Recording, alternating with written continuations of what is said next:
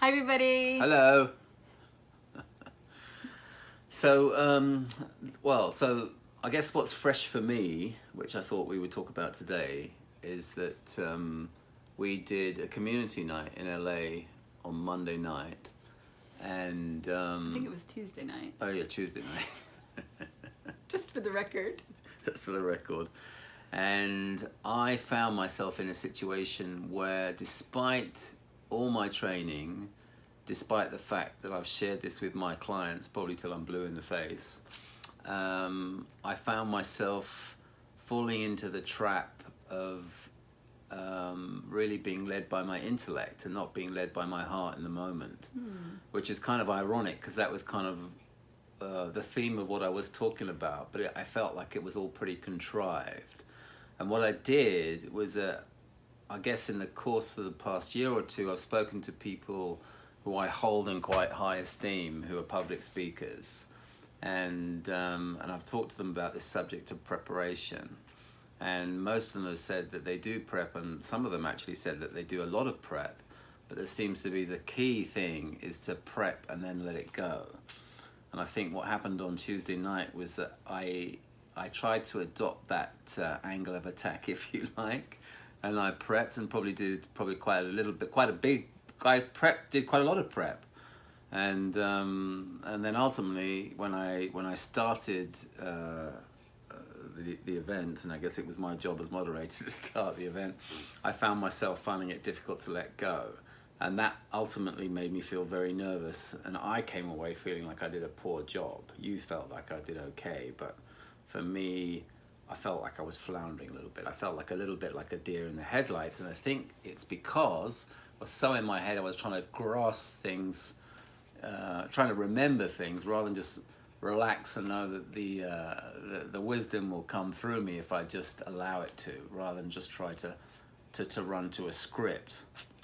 Which I guess I feel like that's what I did to a degree. I had moments where I felt like I was authentic, but there were other moments where I felt like I was not. Well, I think you're being hard on yourself.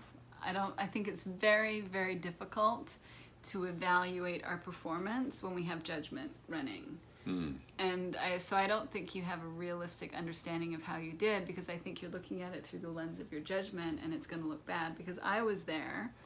And, maybe there were moments where you were in your intellect and you were not coming from your heart, but I remember moments where I really felt that you were, and I think that you're not perhaps taking that into consideration, and that you have a standard that isn't really serving you in this moment, and you're feeling the effect of having expectation that isn't getting met, and that's coming back on you, and you're feeling shame as a result of that. Yeah, no, that's true.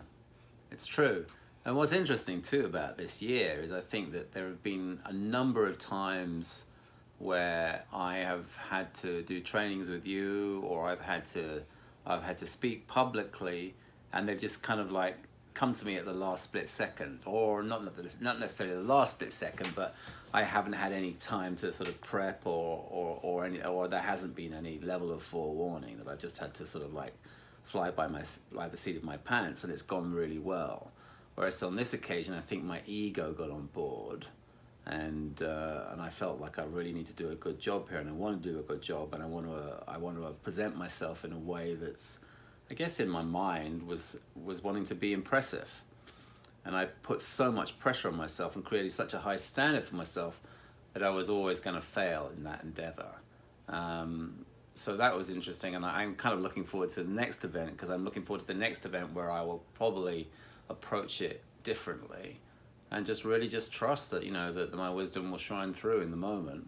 And maybe I will, maybe there is an opportunity to prep, but the bigger opportunity is to be able to prep and let go, which I guess that will come through practice and training, and I guess I haven't had that much experience around that.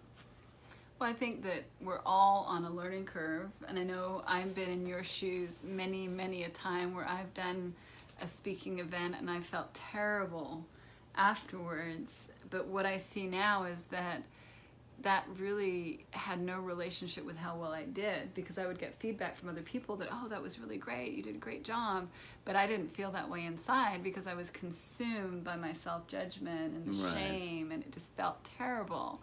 And so what I've learned is to just not take that thinking so seriously. And, you know, of course I get gripped in it from time to time, but I think the learning is to get better and better at not evaluating myself afterwards, and to just know that I did my best and I'll learn whatever I can from that, but to not really go into the analysis of it. Yeah. And then also, I think what's interesting is the evaluation piece in the moment. And I think that's what for me creates the nervousness. I feel like I'm constantly evaluating myself and feeling like, I think what happened ultimately was that I really felt like the preparation that I'd done would appear to be impressive. So I was kind of like searching my mind, trying to put this all together, and that's where the sort of the chaos and the self-evaluation came into being. Whereas if I just spoke from the heart and be prompted by, you know, the wisdom coming through in the moment, I would have had I would have been free from that chaos, from that turbulence that's going on inside of my head, which was kind of like sending me off balance a little bit. But yeah, it's all a learning, and it's all an opportunity to move forward and experiment and do things different in the future. But it's interesting for me, and how ironic it was that I was talking about this very theme on the night, and it's a big part of the understanding for me is to really be able to talk from my heart and follow my wisdom. And yet it's so easy to fall into that sort of egoic pattern of wanting to perform to a specific standard that I've created for myself. Yeah, I think as soon as we're thinking that we're going to be impressive, we're barking up the wrong tree. I know. That should be the indicator there, right there. That our ego is front and center rather than the back seat. That's right, yeah. Yeah, absolutely. But we live and learn, right? C'est la vie. What is it? What doesn't kill us will make us stronger. There you go. You're surviving. I am. Have a great weekend, everybody. Have a great weekend. Bye. See ya.